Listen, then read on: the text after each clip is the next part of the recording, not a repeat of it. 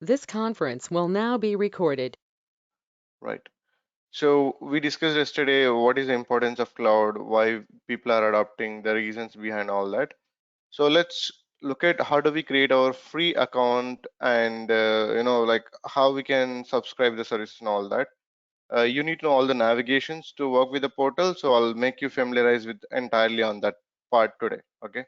So today not much of technical, but yes, it is really important to create your free subscription and start doing it. I'll tell you all the tricks how we can manage your account with a 3 to 400 bill for a month, not more than that. We will see all of that. Okay.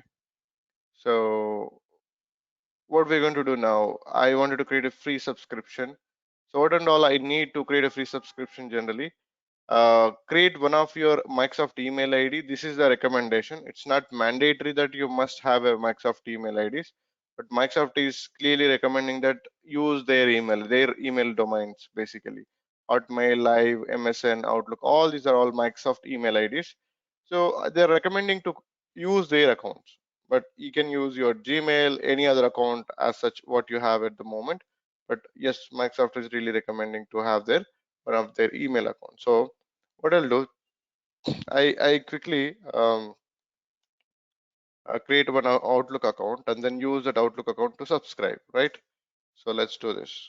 So just to bring up everyone on the same page, I'll just create free Outlook account quickly and then use that Outlook account for subscribing the Microsoft Azure account so quickly. So let's do it. So I'm going to create free account. So Ravinder B100. Let's see, is it available?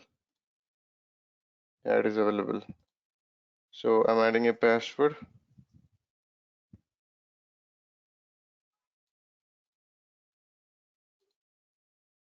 Then first name, last name. It's so simple to create if you don't have it, but you can use your email IDs, whatever you have it. Okay, it's not definitely you need to go to it kind of, but anyway, their recommendations, they're recommending to use their email IDs. So I'm just creating quickly one account and using this account for account creation basically. It's not loaded yet. Pick the all. Okay, that's it.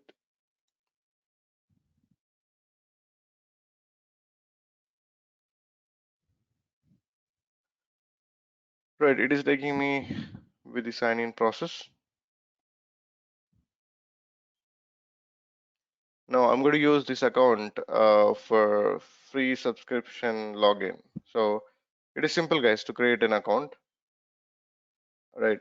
So now if you look at my email ID is active, ravinder.be100outlook.com. So this is the account I'm going to use to create a free subscription now. Okay. So let me log off this. I don't need this here. Now, how do I create? What is the URL to create my free Azure subscription?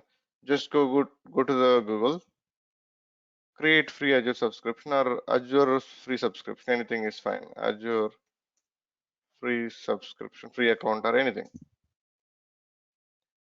So create your Azure free account today. Just click on this. It will take you to this page. So I included the entire steps anyway. Like you need to have one of the email account of Microsoft, which is recommended, but you can use your own. If you don't want to use the Microsoft one, it is absolutely okay. You must have one credit card to subscribe, and we're going to go and like if you don't get this page for any reason, I kept the link. I'm going to send this document. You just take this link and copy paste the link in the browser. It will take you to the same page where I'm right now. So that way you can get it, this page. Okay, fine. So then once you landed into this page, so there are some doubts like if I create my subscription, will Microsoft unnecessarily charge me if I don't use also? They never charge you unnecessarily unless until you create the resources and leave behind. So you have to clear or clean up the resources time to time when you don't want the resources. So I'm going to tell you all the tricks anyway. Every day I'll stress that point. You should clean up your resources kind of. How do you clean it? One click. We're going to see that anyway. So with a free subscription, basically you do get 12 months free services, which are very tiny in nature. You cannot practice much of things with this 12 months free services, but for the first month you get the credits basically, which is $200 equivalent, which is 14,000 equivalent to 14,000 Indian currency basically. There are 25 services which are always free. I'm going to show that what service is actually free, what you can use it always free. We can see all of in the portal, but this won't help you to do the lot of workshops what we discuss in our class. Okay, so for first 1 month you get the free credits. Using the free credits you explore everything that you wanted, that you have, what we're going to discuss in our class. Right, these are the services are free. These are the services are free for 12 months, and we're going to see this anyway. First, our focus is the last FAQs. So do I have to pay anything to start with Azure free account? Absolutely no. You don't need to pay anything at all. You just need to have your free credit card. You subscribe. They don't charge you at all anything. Okay, for first 1 month. Even next month also they don't charge you unless until you turn into pay as you go. You have to change your free subscription to pay as you go yourself basically. By they'll recommend you to change it to pay as you go to create a bigger services basically. So for the first time, you don't never pay anything. It will just charge you 2 rupees or $1, and that 2 rupees or $1 will be recredited within 48 hours. Just for the verification, they'll charge you 2 rupees, mostly 2 rupees basically. Sometimes it is $1 also equivalent to, but that amount will be recredited within 48 hours for everyone. Then what happens once I use my $200 or 14,000 rupees equivalent as a free credit? What I get within a month if they exceed, you cannot consume more than 14,000 per month. It is impossible. Why? Because you are limited to use only 4 CPUs. If you are using four CPUs, you cannot create anything anymore. With a free subscription, there is a limitation. You cannot create anything that you wanted with the bigger services basically. You can only consume 4 CPUs. If you create a one VM with the 4 CPUs, you cannot create the next VM with the free subscription. So that is why when you practice, I'll talk about tomorrow onwards. The entire technical discussions will start from tomorrow basically. That's very, very important right from the beginning. So free credits are over. For any reason, you have to turn into pay as you go to create the paid services basically. What are the paid services? What are everything what we're going to use in our class is of course paid basically. The free services are very tiny and small. You cannot practice a lot of things with that. You need to create and then destroy right after the practice. That's how you have to develop the habit, so that you can control the bill between 300 to 400 rupees. For US guys, it is less than $10 if everyone follows my suggestion anyway. So after 12 months, what happens basically? Like there are 12 months of free subscription, free services they are giving, right? Free of cost with others, tiny services that too. You have to turn into pay as you go. In a worst case, you are not turning into pay as you go, but you need a small chunk of VM, like 1 CPU, 1 GB RAM VM, that can be run for 12 months. Every month, like total 750 hours they'll give it for entire month, 750 hours. After that, that will not be free anymore. So now a free account, all you need is a phone number, credit card or debit card. Debit card actually they are not allowing nowadays. Check it out if they are allowing something good actually they are mentioned. And one of the Microsoft account, they are saying this is enough basically to create your free subscription account. So let's go through it basically. Let's start it. So if I click on start free, it will take me to the account creation basically, right? So now it is asking me the email account what I wanted to use it for. So I just created one account, ravinder.be100 outlook.com, right? I'm going to use this account. Use the same password what you have used when you created the account, then sign in. Right? It will take us to the registration process first. This is what is the registration process. It has the 4 steps basically, in fact. So your country of region, your first name, last name, you can enter middle name if you have it, and your email address, and the phone number must be a valid one. Okay, you have to give it a valid phone number. Okay, so what you wanted to, how do you verify your mobile, either call or text? So I'm asking it to text. It'll send me the text basically.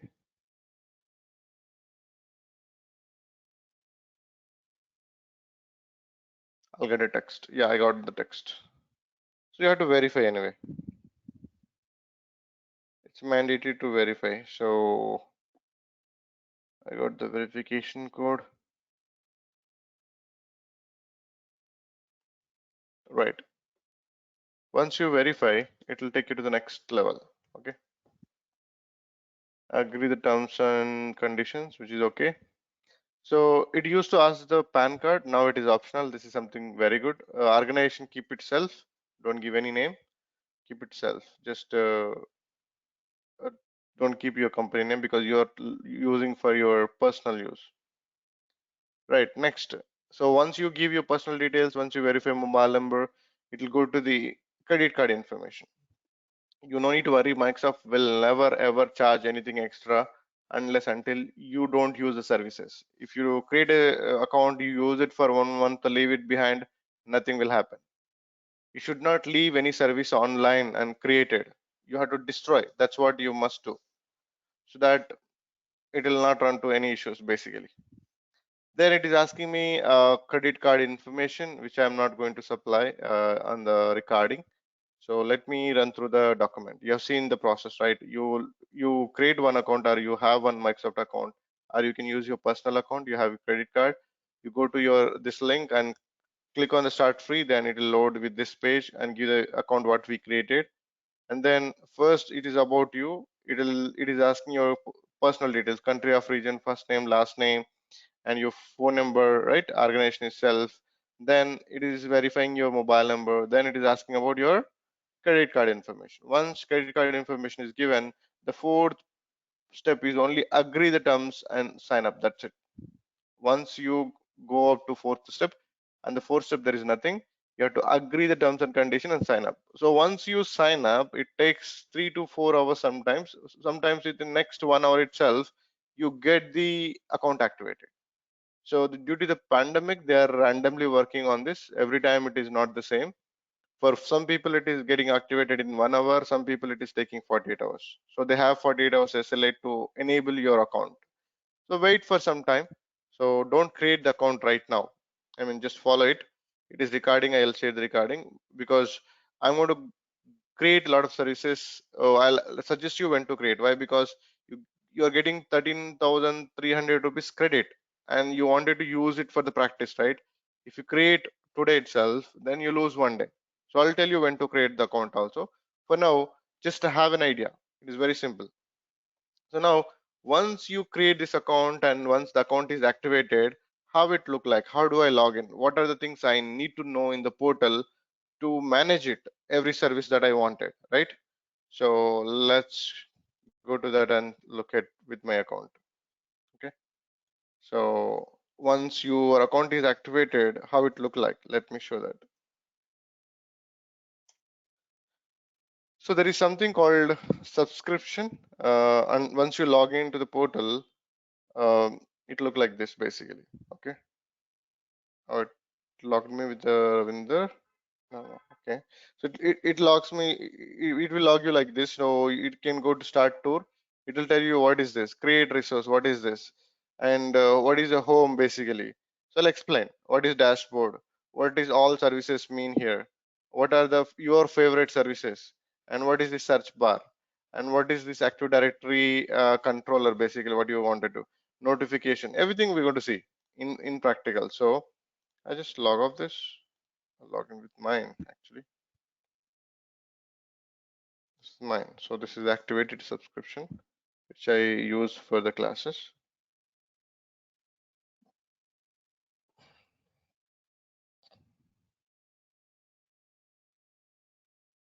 Right. This is how the portal look like basically when you log in. The top bar, you see this one, this is search, and this is something called shell.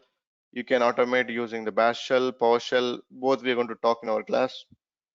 And we're going to create an Active Directory. We're going to migrate from on-prem to cloud. How the users will be migrated and integrated with the services, we're going to see that. And notifications. If you build anything, that will take some time. Like if I am creating a VM deployment will take some time. So that some time will be displayed here. Okay, the VM deployment is under progress. If it is failed, what reason it is failed? Success, then what is every message you can find under notifications. And if someone create anything and someone delete anything, you can absolutely find every person activity in the event log. It is like your log, server log. Someone delete a resource and they don't like they don't like accept it, that then you can easily find on the event log. The entire history of actions what you're taking in the cloud will be recorded in the event log anyway. So where is the last 6 hours? No, I wanted to go with the last 1 month what I have created. Let's see. It loads. I mean, what are the things I have created in last 1 month? It'll display the entire list, and this is something very very useful. If someone destroys service by mistake also, and they are not admitting it, you can easily find here basically. Anyway, there will be a topic on this one. Like sometimes it happens. We have seen that people do the bad things, but they don't admit it because they think like no one can caught. Easily we can find it. Who did what? In the event log. Every single action will be recorded. Like you are modified a VM, you scaled up, you scaled down a VM, you added a disk. Everything will be recorded in this event log, which comes under this bell symbol. You see this more events in the activity log. For some reason, it is taking. All right, you can see this. These are all activities I have done. Anything that you do in your subscription will get recorded here. By whom, at what time, it is absolutely recorded with the all the details, so no one can actually escape from what they have done. We can easily find. Anyway, I'm going to show this intentionally, doing it and showing it here. Okay, how it records all that. So first, so actually the search, what is search? Whatever you wanted to look for. So first, subscription, guys, come to the subscription. This is how it look like. Subscription, your status should be active to create anything. It has to be active mode basically. So if it is active, you can create the services. If it is, they are saying that in pending kind of, or else under progress something, it has to be inactive. Anyway, it will go to active within 1 hour generally, but for some people it takes some time to become an active. So you click on the subscriptions. How do I find this? To click on this, you go to all services. There is all services section here. Then or else any multiple ways we can reach it. All services, it will be there with every login. These three options: create resource, home, dashboard, all services. Click on the all services, subscription. You get the subscription, click on that and you get to know. Or else what is other way? What is other way is this subscription. You see it directly, you can see it, and then click on that, you'll get to know what is your subscription status. This must be verified before you do anything. Right, this is search bar. Search bar, anything that you wanted to search for. Generally, we don't search every day. We will build our own favorites. How do you build your own favorites is something we'll talk a little later. But what exactly this, search resources, services, and anything that you're looking for. Example, I'm looking for the virtual machine. So virtual, if I type it, it will display all services with that keyword. Every service that start with a virtual in it basically. You can see that this virtually I typed it, everywhere virtual is there. If I wanted to create a virtual machine, I can see that virtual machine, virtual network I wanted to create. So you have everything here. If I wanted to know only SQL related services, just type SQL. All SQL related services will be displayed straight away. Right? All of these services are getting displayed. Right? So anything that you wanted to look for. Example, I wanted to see only free services. So only free services you can see here. Click on this. These are all free for 12 months basically. See, services for free for 12 months with the Azure free account. These are all small anyway. We don't use these services for too many workshops what we do in our class, because very limited in nature basically. So anything that you wanted to look for, just go for and search. If you don't know, generally every day we don't search because we build our own favorites and click and reach the services from there itself. So anyone is a newcomer or a new person who wanted to explore the services, some new service which is not part of their favorite, you can go and search for it basically. Anything that you wanted.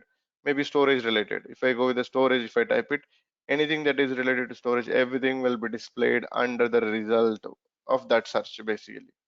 This way you can reach any service very simply. You just need to know the service name. You can directly find it using the search. Anyway, I never use this. There is other options we can find it, but it's good to know how do you can find a services from the search bar. Then Cloud Shell. Cloud Shell, I'm going to dedicate one Bash Shell automation. I mean, but using the Bash Shell, you can manage the all Unix platform flavors. PowerShell. We have a separate discussion of PowerShell automation. Automation is of 5 types in the cloud. I'm going to talk about all different 5 types of automation basically. PowerShell is one of those basically. We have runbooks automation, PowerShell automation, logic app automation, elastic agent automation, on-prem SQL agent automation. There are 5 automations. One of those is a PowerShell. So how you can automate, how we can run the scripts from here if you want, how you can do something with your scripts using the Cloud Shell. We're going to talk about. I'm going to show in practical. This is not the case what we're going to discuss today. We will see. And domain Active Directory. This also we don't discuss today because I create a lot of directories. You can see this. So you can create your own Active Directory and you can migrate your all your on-prem users to that directory and map them to Azure services. Identity management. So we're going to see that very important topic. How you get the privilege to do your action, right? Privileges must be given. Without a privilege, you should not perform any action basically. So how your account map, with some privileges, we're going to see that in the identity management. That is separate topic for us. Okay, where we're going to spend. This is something is profile based. You want how you wanted to see your profile basically. Directories and these are all my like directories and subscriptions as of now, and you see the appearance at here under gear symbol. Appearance, how your portal you wanted to see it basically. This options always I keep it docked. If I keep it fly out, if I apply, this will be hiding. This will hide like that. If you want that that options again, you have to click on this burger symbol here, what do you see here, and then it will show up like this, right? Like this. But I don't want. I want it to be showing me that all the time. I don't want to get it hide it. Then I will go with the docked so that it will display like this all the time. Whatever the service I wanted, I just quickly click on that and go to that service and do the administration. So next, in the appearance, you have theme. How you wanted to see. See, if I wanted to go with the dark, my entire portal becomes like this. So which color you like basically personally, it's up to you. Like it's you're building your own desktop appearance kind of thing. So the theme, if you wanted to look at like this, you can make it like this, or else I don't want that. I wanted maybe light and then make it changes. So like this, it just keep changing. See, if I make it blue, so it things are getting changed. If you observe it, see, it is white, it is in blue. The theme, the background theme, I use always the default one, which is the first one. I don't change basically, but it's up to you what theme you wanted for your portal. It is personal basically. Contrast, I also don't use it. Is none by default. If you make it contrast, the options are changing. See how it look like, and black. If you make it, see how it is looking like. See which color you wanted to keep it for yourself. What is make it appeal for you for your work environment for yourself basically. It's not for anyone. You can configure your own like desktop kind of thing as it is. Absolutely. So I generally don't use anything except the default. So I'll go with an Azure and none. Absolutely. Personally, even in the real world also my portal look like this only, what I'm looking at right now. Then when you log into the portal, where you wanted to land, you wanted to land into dashboard. This is how the dashboard. What is the dashboard? How dashboards are really useful for us to monitor the infrastructure. How we can build your own dashboard. I want to talk at the end of the class today itself. Anyway, the more meaningful dashboards we will build in the future class. And home page is like a static page. It's like a what are the services you frequently access. It will just show some static data here. It's not something we don't go much of through this page, but dashboard, yes. So I keep it dashboard. When I log into my portal, first where I should land in, I should land in into my dashboard. So where did I define this? There is defined here basically. I wanted to see, choose your portal loading page and the directory that will load when you start up, when you log in, which page you wanted to land in into your dashboard basically, right? And a directory, what is active directory you want it to be? I want it to be in a default active directory because I created many directories for all the classes. But anyway, this is my default directory where I have all the services can be created. So these are all you can select, guys. I mean, under appearance, language and region, don't change this unless you belong to some different region. The portal created 16 to 17 languages. So but as an Indian, we use English only. We don't have the portal in Hindi anyway. Okay. So for different people who don't know English at all, they don't want to learn. There are some certain people, Chinese people, even Japanese people. So the local people, they don't really wanted to learn other language, and they wanted to stick to their native language only. Then that's for that kind of countries. Microsoft built the portal in 16 to 17 languages, so they can switch it in the portal options. Will all options will look in that language. They can manage it. The options are in a different language. The kind of action it does in the background is same, and we don't change it. What is your email address? What you have used for the subscription? All that, right? And sign up. This is very important. Personally suggest you have definitely have to go with the after 15 minutes. If there is no activity on the browser, log out my account. If you forget to lock your account also, it will log you off automatically after 15 minutes. It's very important. See, cloud will give you a lot of high privilege as a DBA. You can destroy a VM, you can destroy any database related services with your account in the real world. That kind of privilege will be given to your account. If you leave your laptop without locking it, if someone gets the wrong hands, then if they do something wrong, you lose your job. So better to, I always keep it 15 minutes, don't keep it never at all. Okay. There's an option never, it will cache your password in the browser, it will log you directly into the portal directly. So don't do that. So go with the after 15 minutes, something default and keep it default only. It has to log out when you don't have work. Absolutely. This is something good, right? Then this is about your personal configurations, guys. This is nothing else in terms of technical. It's how you can configure your options, your appearance of the portal. That's it. Come to this one. This is very important for us, especially very important. See, most of the infrastructure we don't have control. Infrastructure I'm talking about. If your VM is actually auto shutdown for some reason, you don't know why it got shut down because you don't have the logs. Basically, Microsoft will have the logs.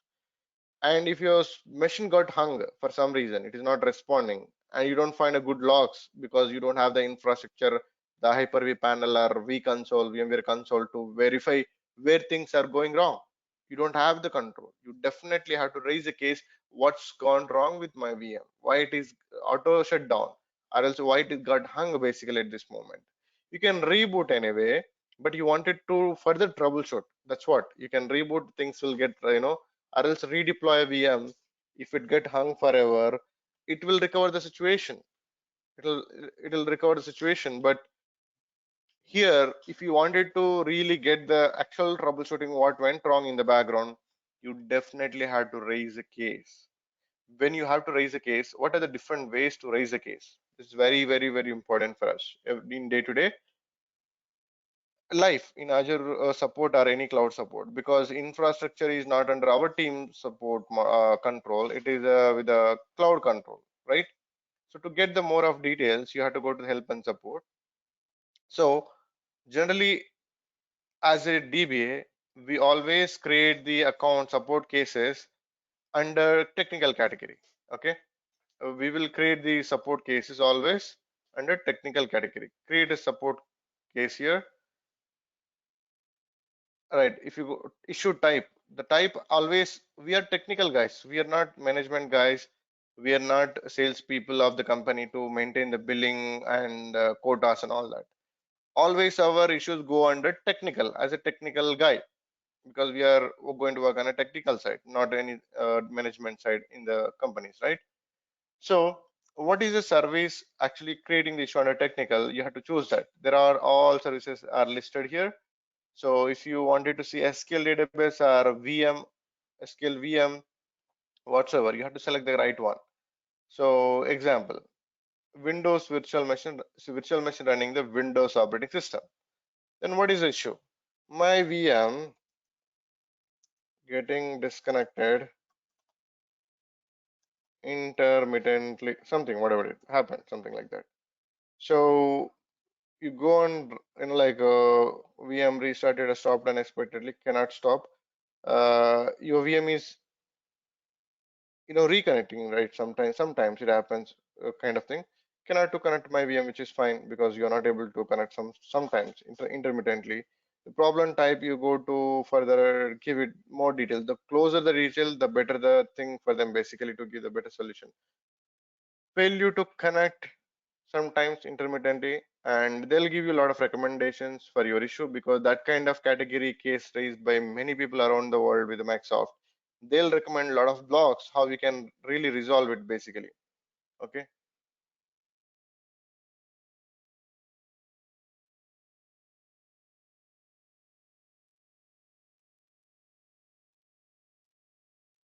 come on. No VMs found. Okay, that's verifying my VMs details anyway.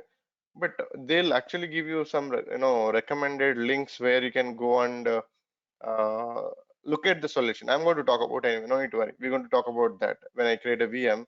We will see that, how they recommend. We will talk about that many a times because we need to situationally we will talk about that time how you go to the Microsoft and get the help kind of. In some situations, though you are a really well versed cloud knowledge guide, still you cannot do anything because everything is not under with you. It's with the Microsoft or the entire infrastructure. You have to definitely go to the Microsoft many a time. So next, if I click on next, I'm skipping that recommended solution. I wanted to reach the Microsoft to get the solution, right? So in that case, you have to write the situation properly, problem type, intermittent VM connectivity issue, something like that, right? So description is very important, especially. So we have a production box and the connectivity to the production box is getting, reconnected many a times to the application. They are complaining it. We are not able to trace it kind of. Do we create Azure accounts in real world? No, you don't need to. You don't need to. Your accounts will be given by the company. You just log in with your account and start working with that. You don't create basically.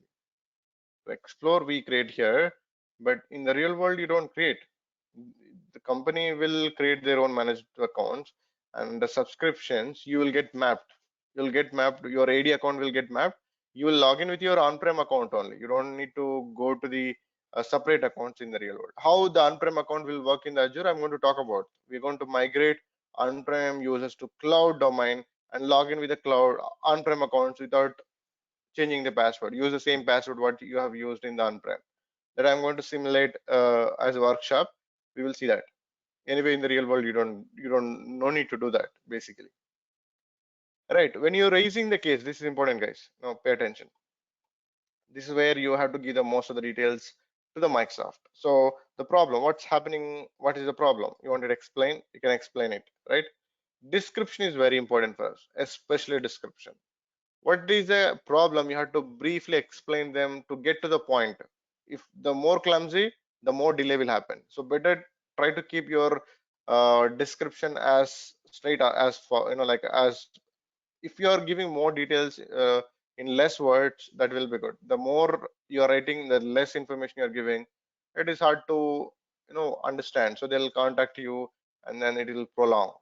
So better write the proper description so that they can quickly engage and then support you basically, right? Fine. So here you have to write the description of the issue that is happening, like VM is disconnecting intermittently, and then our production applications are actually facing the issue, and our client is escalating. Please look into this, like as soon as possible, and make a probable long-term solution. Kind of, you can write. You can keep following with them why it is happening. So you need to chase them to get the 100% RCA for that. when it is started and upload a file, a screenshot, what kind of things the screenshots really help them. They do ask most of the time screenshot to give the better solution, all that. Diagnostic information, allow the connections, diagnostic information, so they might ask you the control and all that. But anyway, uh, it's not mandatory to give it anyway. So now if you go to the here, you have criticality of your issue, basically critical, moderate, and minimal impact. Before I talk about this, I should have discussed about support plans. That will give you a little bit of better insight. There are multiple support plans we have here. Okay. So basic, developer, standard, professional, direct, and premier. So all corporates will subscribe under premier support model only, where you have 15 minutes SLA for the critical issues, basically 15 minutes response time, less than 15 minutes. So support is free or not defined by your sales team and agreement your company done with the Microsoft. It's not all the case that you get the free support from the Microsoft. It is up to how that the communication went with your sales team with the company that matters here, basically. But anyway, we don't care about what is it is a paid service or a free service, which is negotiated by the company. What is your business is to get your solution addressed by the Microsoft.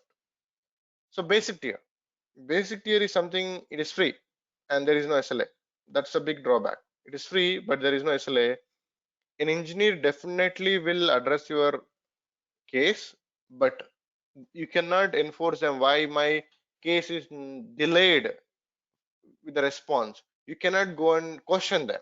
They definitely will respond, but at the engineer availability. It's not SLA based, like support model. If you go to developer, there is an SLA defined, less than 8 hours with a minimal kind of thing. They might take up to 48 hours also in this. How much you are paying? $29 per month for entire. So example, you are migrating to the cloud, you are doing the R&D, you are doing the POCs, proof of concepts, and you did not deploy any production, then go for the developer, because it will give you it will come with a very less cost, and they are getting some SLA for your issue that you are raising it. You can only raise a CVRT, like three kind of. Anyway, it's not a critical one you can raise under this one. Minimal business impact only you can raise. When you go to the standard support model, you have to pay a little more, like 100 rupees. It is something not for giving the support, it is something to reach the support, and Microsoft is giving an SLA. If they engage how many human hours they spent, they will generate a bill. It is not something they'll giving you entire support with the $29. Don't think that way. It is just that they are giving you a response on a stipulated SLAs. But how much time the Microsoft technician spent with you for the particular issue, that is billed. That is billed by the Microsoft as per their standards. That I'm not defining here. What we are defining is the SLA the Microsoft can meet, or Microsoft can come to us and start working with us. This is the SLA's discussion only, basically. Standard. Under standard, you'll pay $100, and but they are giving good SLAs. You see this one? So minimal business impact 8 hours, like moderate 4 hours, and critical 1 hour kind of, right? Professional direct $1,000 will pay, and they will give you a lot of training kind of things also. Basically, professional direct you are paying $1,000, right? They will analyze your infrastructure, they will guide you also how you have to use it for the best cost optimizations, best standards, security compliances, all that you can get under the professional direct. You don't get another one, but here they'll do a lot of things. So this is the cause, analyzing phase, like you are about to deploy into production. Are you actually up to the mark in terms of security, in terms of cost optimization, in terms of compliances and all that? Someone will connect with you and then give you a lot of details about it. If you really want it, you have to raise a case, they'll come, and because you are paying more, it is something they'll give it to you, basically. Premier is something, it's like a pay as you go. You raise a case, the SLAs are absolutely good. I mean, less than 15 minutes for critical, something good, right? So good. Here there are no charges, there is no charge for this. But If you raise a case, there is a charge. If you don't raise the case, there is no charge. And again, there will be premium support. Like you get a 15 minutes SLA, and how long the technician is spending, that again the bill. See, this subscription charges is not a big deal for the companies. What is a big deal is how many hours the Microsoft technician is engaged with you. That matters. So that bill is not just $1,000. It can be go a lot of dollars also, a lot of thousands also, because of the time they spent. And again, in our case, we have free support, one dedicated Microsoft contact for us. Any issue we get it, we directly contact him directly. He support directly to us. If we cannot support, he'll ask us to raise a case and we'll give the case to him. He will engage the all respective technical people to resolve our issue. We have an RM, relational manager from the Microsoft, dedicated. He's dedicated for account only. We are paying $5 million per year for the services what we are consuming it. So they have given one person at free of cost dedicatively to work with us. And what we do, any issue we face, first we'll contact him. Generally suggest, if it is a minor issues, he will suggest to do what to do to fix that. If he also don't know, it happens many times, he will engage, he will ask us to create a case. That case will be forwarded to the respective department in the background to get that support. He will engage who need to be come on our call and their support whatsoever is headache that is. So we have that kind of support model because that is what our company negotiated. Every company won't be like that. You might be working in a different environment where you only raise a case, someone randomly will come to you and support. But in our case, it's not like that. We have a dedicated person round the clock. Like if will send a mail, it definitely respond to us with a more details, what to do kind of thing. If it is so critical, then we have his details directly. When we can reach him if it's critical and production is down, and no, you can raise a case. In that case, critical case, you have to definitely raise a case and then uh, engage him, or else engage someone else will engage from the Microsoft. Critical, you cannot wait for that person assistance, then go and raise a case. So these are all support models, guys. You need to know. Everybody will be subscribed in the real world Premier. Go and check if you are working. Your portal will show that everyone in the corporate will be under Premier support model. You raised a case and you wanted to track what is the case resolution and where it is, whom it is assigned, what is the status of the request that you have raised. Everything will get updated here basically. You can close once the issue is resolved. Either Microsoft also can close. Both have the authority to close basically. So you can tell them the close anyway. So this is something you need to know, guys. Support plans and support request. So now if you come back to create a request, this is where like under technical category, any maybe SQL database itself.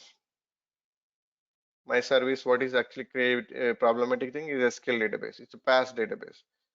So intermittent connectivity issue,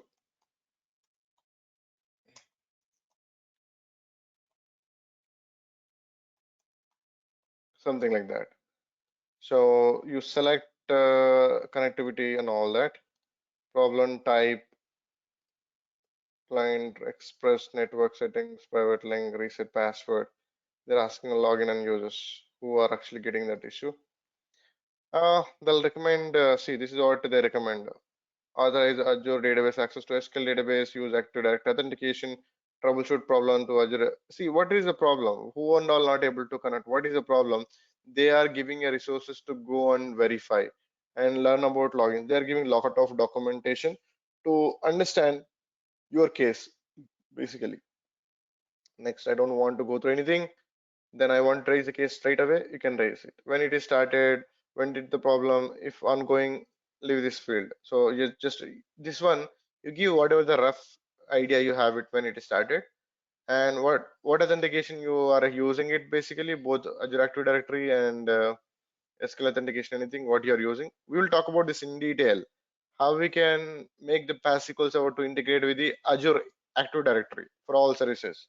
We'll see that. Here, description, you must write it proper. This is where it's very important for the Microsoft to go through it. So MySQL database connectivity is actually losing intermittently sometimes. Client applications are going down and they are seriously compliant with us, and this has to be addressed. So on priority, something you write something, what is happening, right? The screenshot, okay? And then how do you want to get reached by the Microsoft? You want it by the phone, by the email, all that, anything that you wanted, your details will be there with your company, that will be displayed anyway. You go next and create it, that's it. So I did not write anything. So if I go to the next, it will take me, I'm not submitting this, it's a dummy case, right? So click create, it will get submitted. That's it. That way you can get the help from the Microsoft help and support. Any questions on this? Let me know, because this is very important area you generally work most of the time. Ravi, Any how do we questions? know? Yeah, Ravi, Shrikant here. How do we know Yeah, which support model we have opted for, or our subscription is? you go to your subscription, you have the subscription, right? If you look at Yeah. the, if I click on the support model, support plans, it is showing my subscription ID here. If you have the multiple subscription also, you go to each subscription, check what support model your company subscribed basically. And the support plans, you'll find your subscription details. Okay, If so you are the tick supporting, mark, wherever is that tick mark, that means that is what it is opted, right? exact, yeah, the green tick. Yes, that's correct. Generally, all corporates under Premier, it must be. They don't be under other support model, because this is what something they get the rigorous support model. Okay, Yeah. so that's what it is. So if you have multiple subscriptions, just check the subscriptions and check what support model your company subscribed basically, right? Uh, Ravi, are you using right now corporate account? Because I don't see Yes. such options here for me on the free account. It is a Azure free account right now. Yeah, it is Azure free account. Uh, you don't get that. You will be under basic by default. When you turn into pay as you go, then you will see all the options. Oh, okay. When you have to, build big services and you lose your the credits and all, you turn into pay as you go, then all the options will be displayed. By default, you are a free subscriber, so you will be under basic. Okay. Got it. Yeah. Next, this about the support. Any questions on regarding that? Fine. Sometimes ask community. There is a lot of people who are giving a free support to the community. You raise a case, they will respond with a solution. So you go to ask the Azure community. Uh, this is where you can ask a question. Anybody will from the like around the world can answer your question. Like you wanted to implement something, you are not really familiar, and you wanted to get some help from someone. You come to this option, you raise your question, someone definitely will answer. Whoever is answering your question, they will get paid by the Microsoft. That's how this will go on. Microsoft will give a credit to the people who are answering, and someone if I raised a question, someone answered, that answer is satisfied for your environment, Microsoft will give them the credits. You have to mark it as answered. Um, you would have seen a lot of things in web basically. Uh,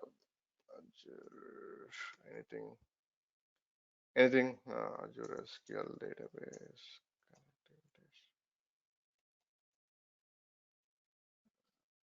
Don't go to the Microsoft. Maybe if you see this, you would have seen that credits people are having it when they answer it. I'm not getting that. I might show tomorrow if possible. Not this. It's a blog actually. Azure community, you have it. There is MSDN community, right? Yeah, What are you MSDN. That's saying? correct. MSDN. That's correct. What you said. Community. If I go to here, there will be hundreds of questions. And let me go there. And if you see any of this one, it's another issue kind of thing. Someone raised a question and someone answered. You see this one, this guy answered, but he don't have any points. He did not do any much of contribution basically. That's why you don't have any credits as of now. It's mine or what, I guess. It's taking mine, I guess. Maybe this guy, you see this one? He might be having the credits. How many credits? Replies, only one reply did. And you don't have great credits. Bronze. Okay, anyway, whoever applies, whoever answers your question, something, just a minute. I wanted to just show that. I mean, just this usual thing you don't have observed, but anyway, right? You see this one? This guy got 5 points. This guy got 5 points. This guy got 720 points. These are actually money. They are giving it in terms of, you see, someone raised a question, someone answered, and this guy made this as an answer, proposed as an answered. If it is answered, Microsoft will pay you. That's what. That's what is a community means. You raise a question, that question someone answered, Microsoft will pay you will pay them in the background anyway. Okay, that's how it happens. That's why you have a good community where if you don't know anything about and where to start, kind of, you wanted to get some suggestions from the community. Yes, go and ask them. They will suggest you some solutions. Yes, if it is a very big project, you don't know how you wanted to approach, just go and ask them. They'll give you better suggestions. If you don't get satisfied with what the answer they're giving, don't let it as proposed as an answer. As long as you don't keep it proposed as an answer, someone is keep answering your question. That's how it is. That's how the community works, and that's how, see, everybody will compete to answer you better so that you will make that as proposed as answer. When you make that, only they'll get the credits, right? So everyone is striving to give a best answer, that you will make that as an answer. When you make that answer, they'll get the money. It's that way. So it is very good platform to use it if you don't know how to use it, right? It's simple. Go to click on this and go there and ask your question. Then that's it. The question will be posted on the community. Someone will come and answer. When someone give you a better answer, you make it as a proposed an answer. They will get the money from the Microsoft. Anyway, Azure recommendation. Explore the recommendations. Kind of, there are a lot of services. You have it here.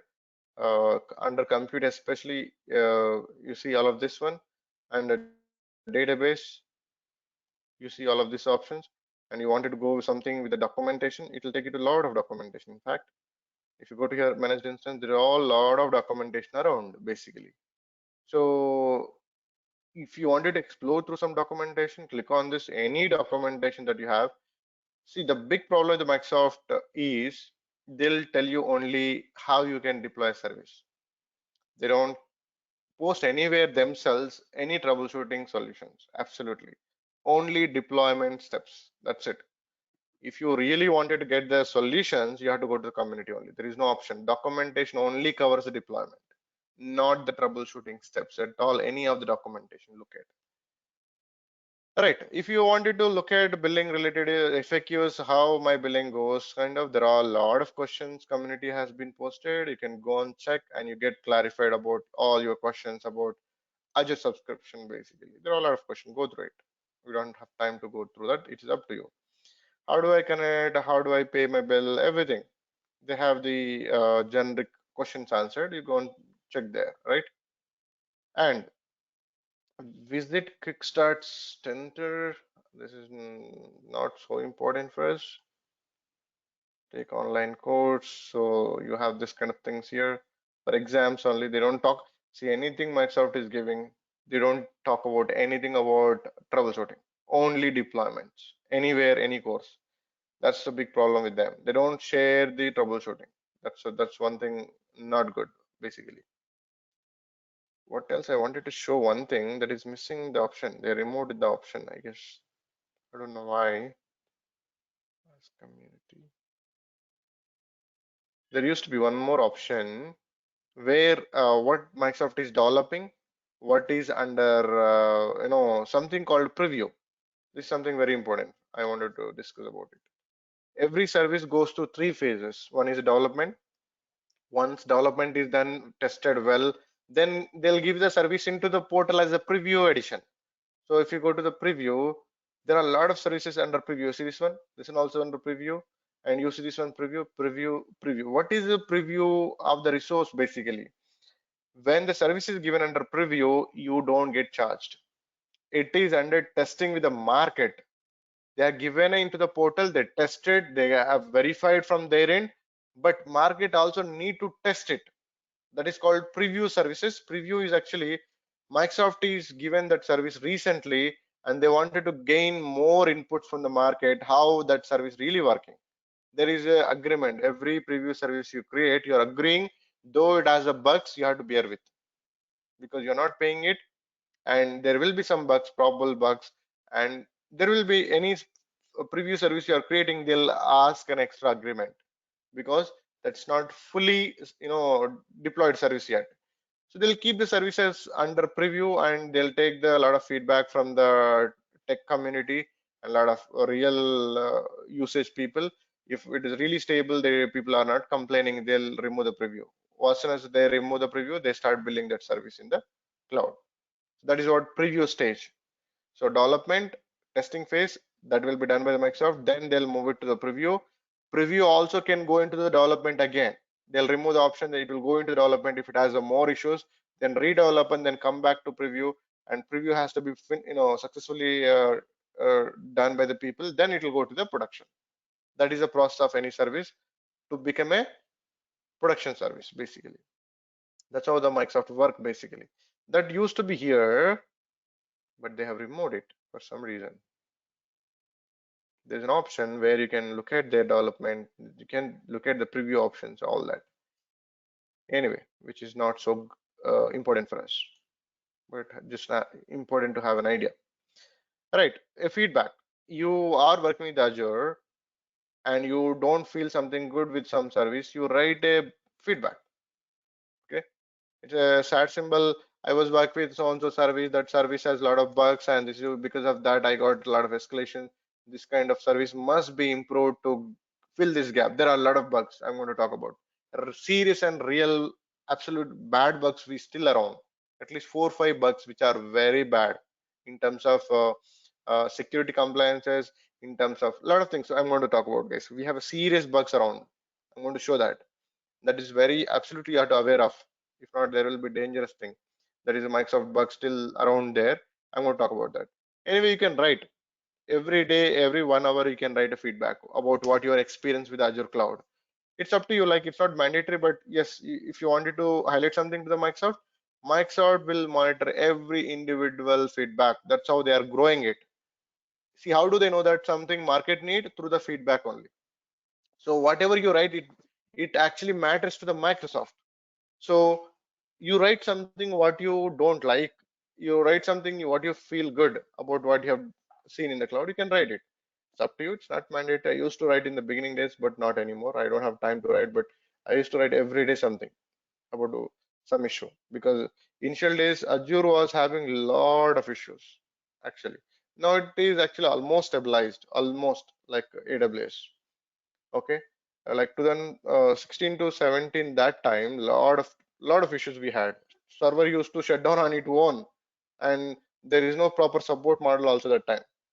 Now everything is streamlined, we have a good support model and everything. This is your subscription details, what account you have used and all that, right? So this is all about. Any questions on this point, especially this one? I did not finish this yet. We discussed this support tab and this personal, how you wanted to keep your portal and feedback. That's it. So let's come back to this side. Create resource. Create resource is a quick kind of thing. If you wanted to create, see, it is already been segregated. Anyway, I don't use this at all. I use this all services all the time and map that service into my favorites and then work on it. Let's work on this first. If you look at, there is a favorites, and favorites, under favorites these are all my services what I already worked on. So this favorites is something you have to build yourself. It won't come on its own. Basically these services are not under your favorites.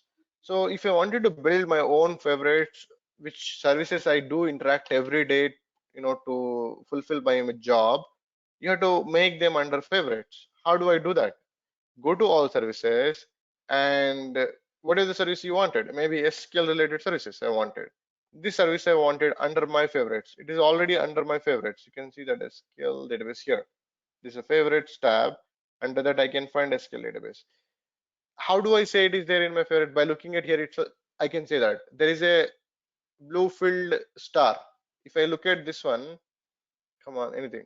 If this one, it's there in my favorites. How do I say this? It is there in my favorites because it is filled with a blue filled star. If I go to this one, it is not there in my favorites. How do I say that? You can see the empty star. This will tell you whether the service is in your favorites or not. It is there in my favorites? No, it is not there. If I go to this one, it is not there. If I go to this one, it is there in my favorites. So how do I say that? The star is saying that this blue filled star is saying that it is there in my favorites. If it is not blue filled, this is not there in my favorite. If I wanted to remove this, I don't want the service to be in my favorites. Assume a case, the service SQL database. I don't want. I'll go to here. I'll click on this on the star. It will be removed. You can observe it. It is there here. Just observe it. I'm just clicking on this. It will gone. It will be gone. See, it is gone. If I wanted, see, when I click on this again, it is empty star. Empty star means that service is not part of your favorites. See this one, the favorite star, how it is looking like? It is filled with a blue color. The same way here, if it is empty means it is not in your favorites. If I wanted to add, what should I do? Just click on this. Just no, don't click. Just over the mouse there, and then click on this. That's it. It will get added at the bottom of your services all the time. Whatever the service you add to your favorites, it will get added at the bottom of it. Then you have to rearrange basically to the top. Maybe if you have more services because you are interacting with these services more, most probably in that case, just bring it up like this. You can readjust the service where you wanted to keep it, right? So that way you can build your own favorites, guys. It's not something favorites. You don't get too many services here. You get the subscription, Azure Active Directory. There are few services will get added to your favorites when you log in by default, but not all of this. So how do I build my favorites? Go to all services. This is all services, right? You click on the all services and keep it that you wanted. Storage related services I wanted. Storage, just type, that's it, it'll come. So we deal with the storage explorer, storage accounts, right? So classic portal, don't use anything classic. If you look at this is a legacy options or legacy portal options. Classic is gone away already. It is out of market. I worked with a classic. Classic is something all vague that used to give a lot of problem. When the RM portal, resource manager, what the current portal model is RM portal, RM model portal, resource manager, we'll call it as RM portal. RM is a fully automated. See, if it is a classic portal, what we used to do, you had to create the resources separately. IP you had to create separately. Okay, storage account you had to create separately, and you had to create the disk separately. When you are creating the VM, and you have to claim the disk manually. Everything used to be manual. Now everything is fully automated. So classic portal is a legacy old portal. RM portal is the latest portal. So if someone asks you what is a classic portal, what is a RM portal?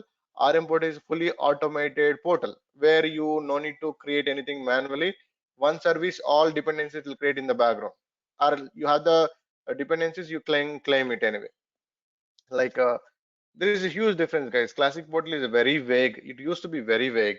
Now things are very streamlined and very simple, and very quickly you can learn with the.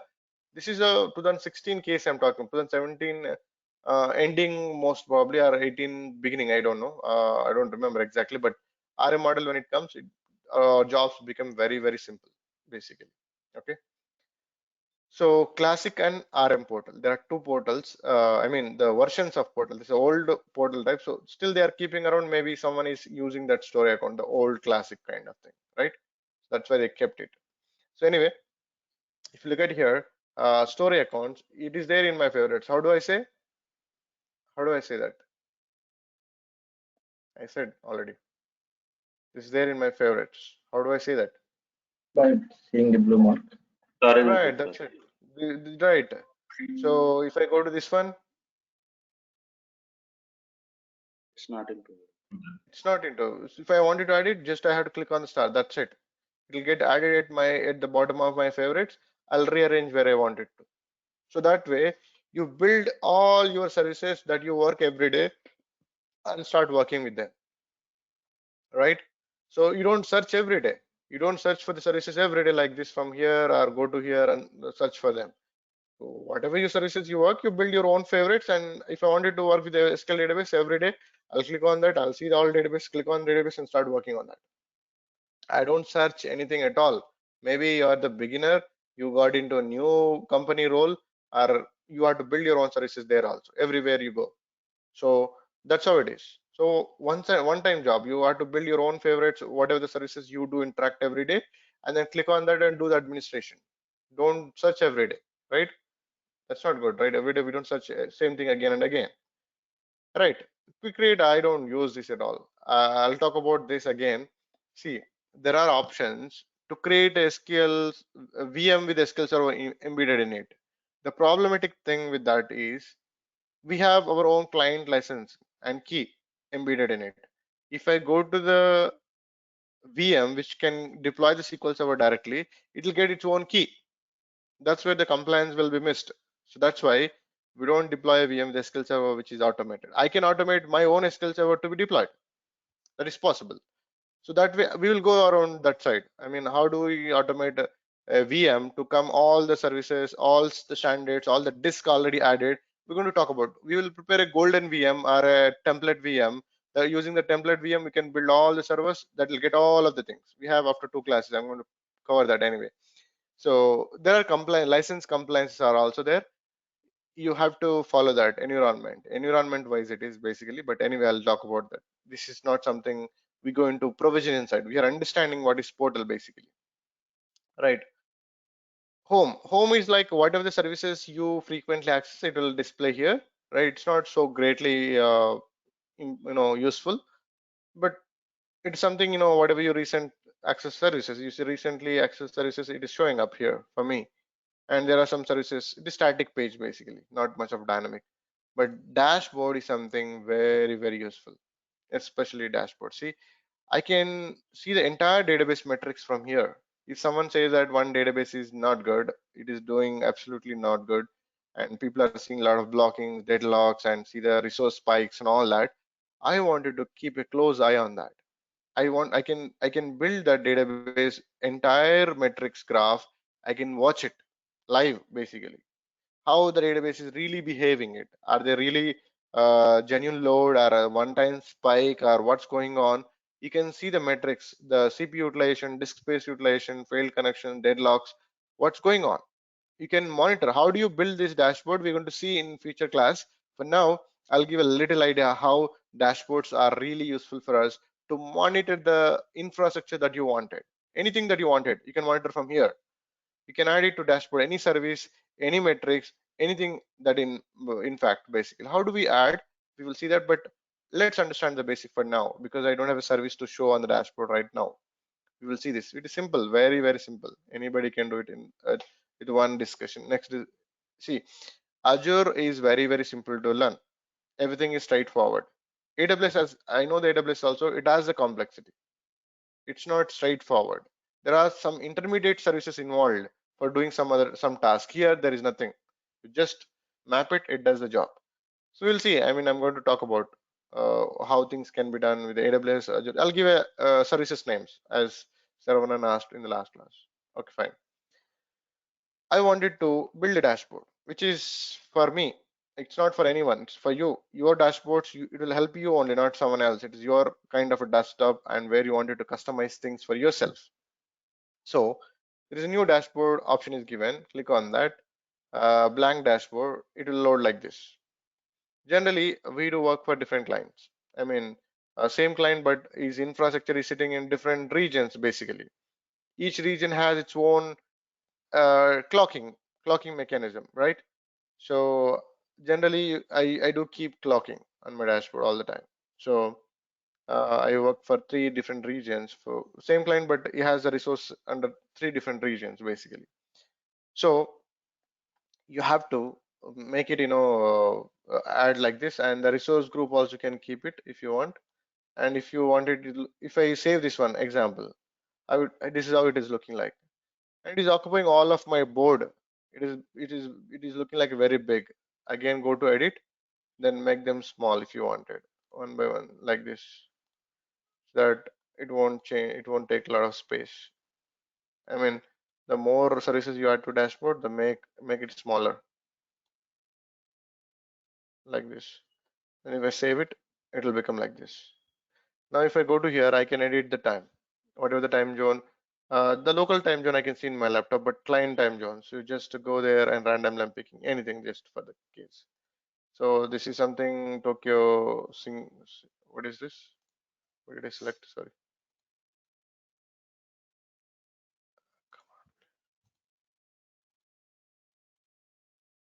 Customize system. What just happened to this?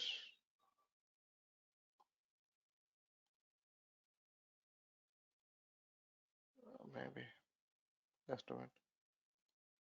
I'll make it a little bigger.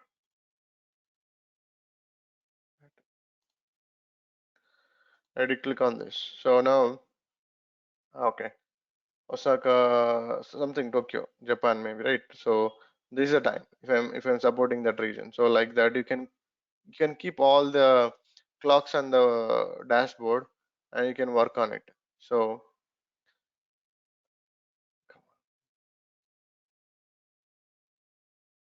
why it is not actually taking that to me? If I click, it should come anyway. I'll just increase the size.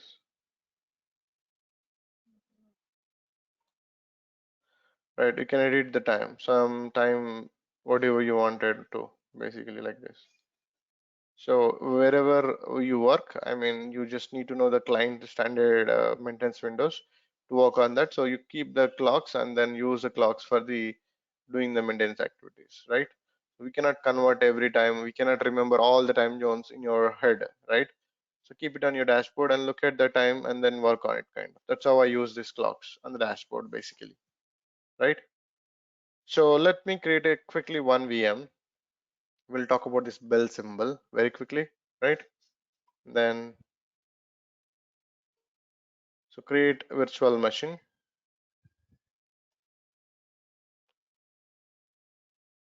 So tomorrow notes we'll get into a lot of technical stuff, guys. This is something a portal, some discussion kind of. Yes, I'm taking a random name. I'll talk about the naming conventions that you need to follow in the cloud. Okay. So Windows operating systems. I'm going to talk about a lot tomorrow on this. So just I'm quickly choosing something what I wanted.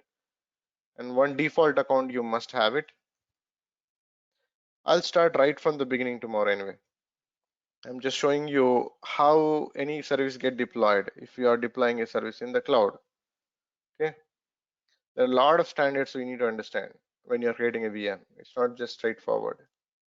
Anyway, I want to deploy this straight away. Just a minute. What is the size I have used? I just want to look at. I'll explain VM options. It takes two classes, in fact, to explain you all of that. I'm just going straight away. I'll go with 1 CPU, 1 GB RAM, and I'm creating it. When I'm creating it,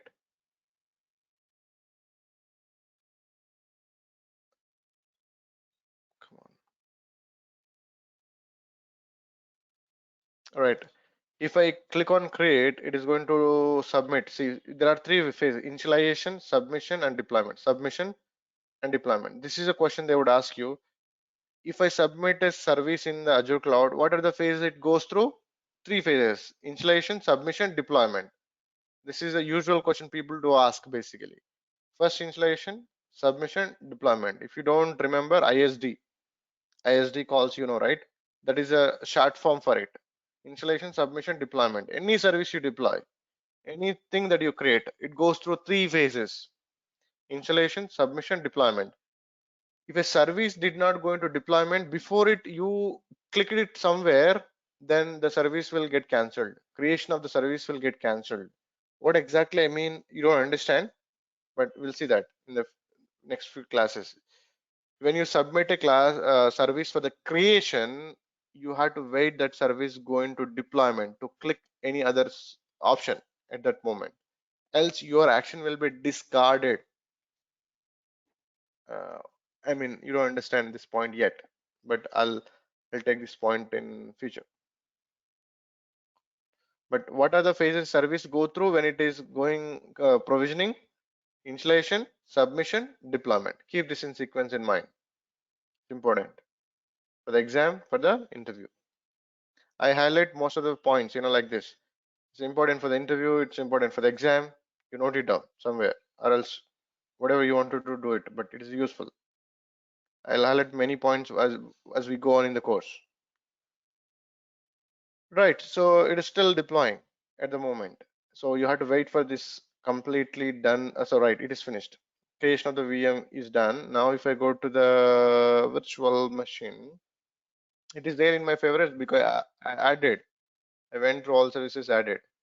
So now if I go to the VM, I can connect using the public IP of that machine. How you can connect, I'm going to talk about this. Basically, there are a lot of things. 2 classes will spend on that itself. 2 classes, in fact. That's such an important topic. How you can control your communication to the VMs, privately, publicly, and everything. So now this VM got spinned off. You have seen that it took roughly 2 minutes, not even 2 minutes, to build a VM. So you install what you wanted, you give it to business what they're trying to do with it, right? Right. How you say that this VM is absolutely okay with the current statistics? That I will see that. See, in terms of CPU, in terms of memory, in terms of disk, is it doing well? How do I diagnose? We'll see that. But for now, how do you scale a VM if you want?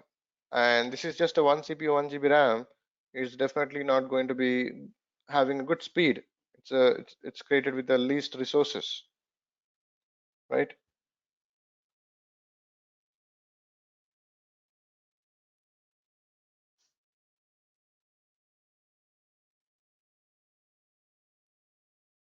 All right, it is loaded. Not fully yet. Anyway, you can see a resource with the 100% CPU, and you see this matrix, very bad. And there's nothing at the moment. But because you kept 1 CPU, 1 GB RAM, this won't definitely scale, right? So if you wanted to scale a VM, go to the VM. It is so simple. Anyway, scaling a VM to what is a tomorrow's discussion. I'll talk about it basically. Anyway, I wanted to scale quickly. It need a reboot. Scaling up a VM is a need a reboot. Scale down also need a reboot. So it is having 1 CPU, 1 GB RAM as of now. We can see that 1 CPU, 1 GB RAM on the machine. I wanted to scale it up. So go to the VM, which one you wanted to scale it up. Click on the size, and you click on the next level size and then resize. It is going to reboot the machine, in fact. You need a downtime for this. Okay. I lose this RDB. And you see that it is still doing the job, resizing the virtual machine.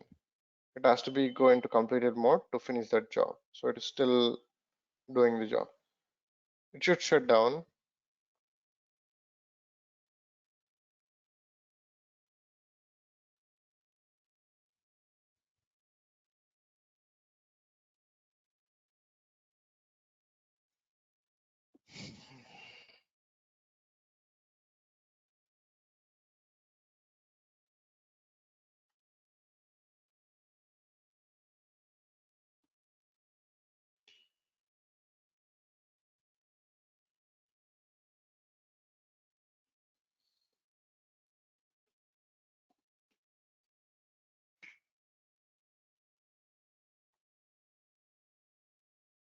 Right. Started. And we'll get disconnected.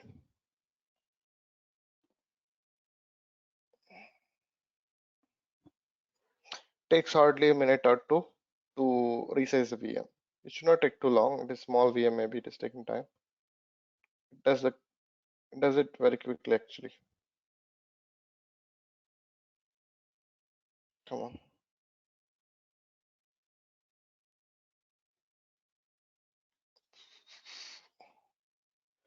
It'll still taking time. Okay.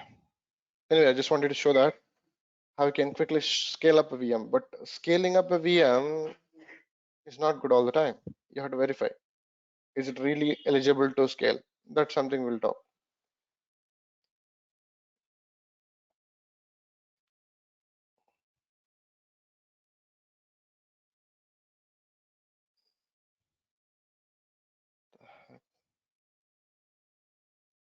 It's taking a longer time actually. It should not take this long.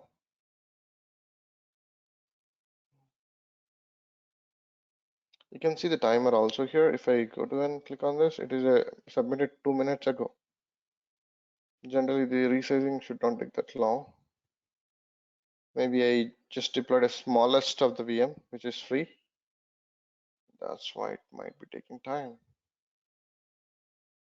I lose this anyway. I mean, to the connectivity of that VM because it's under resizing at the moment. It won't be online. You cannot connect at this moment. It is down. But it should not take this long. 3 minutes over. Come on.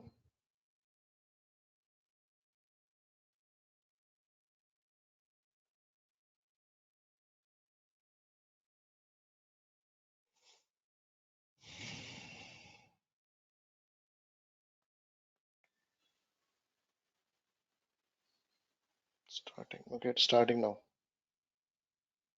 You can see the status. Did the job and it's under starting phase.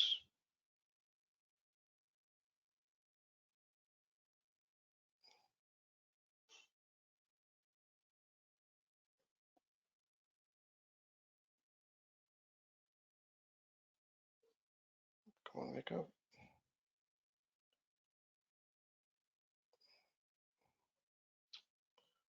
4 minutes, it won't take for sure. It is the smallest of the VM, that's why it might be taking time. Generally, a resizing won't take this long.